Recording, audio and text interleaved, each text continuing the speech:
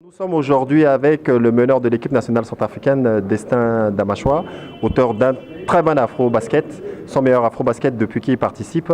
Je voudrais juste prendre une réaction sur la compétition, la préparation. Destin. Déjà, je te remercie pour l'interview. Grosse déception, hein. Personnellement, moi, je suis vraiment déçu de notre afro-basket. Collectivement, on n'est pas arrivé à la CAN. Après, il faut dire ce qui est, hein. Donc, il va falloir travailler, essayer de faire en sorte que la prochaine afro-basket ait une meilleure préparation et que les choses suivent, quoi.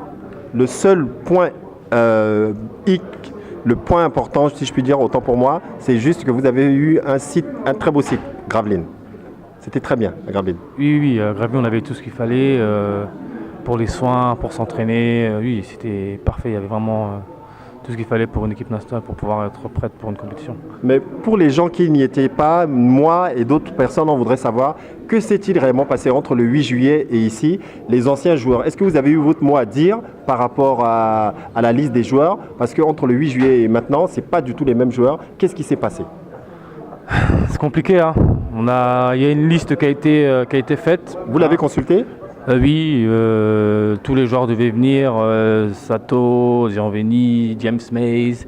Bon après, pour diverses raisons, pour des raisons personnelles, ces joueurs-là sont finalement pas venus. Et du coup, on s'est retrouvé à sélectionner des joueurs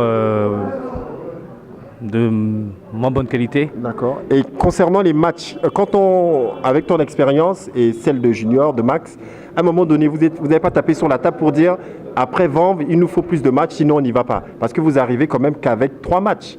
Oui, on est arrivé avec, moi je dirais un match, hein, vraiment, parce qu'on a joué juste le Nigeria en match amical. Et après les 2 autres matchs, c'était des équipes, des mélanges de joueurs de différents clubs. Donc ils n'avaient pas vraiment de système ou de fond de jeu.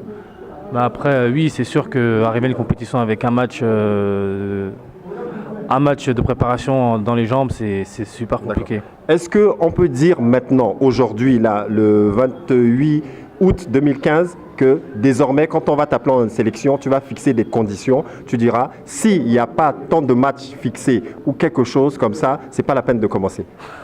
Moi, je ne peux pas fixer des conditions. Moi, je suis qui pour demander aux gens? Ça doit être normal, ça doit être... c'est logique. En Centrafrique, rien n'est normal.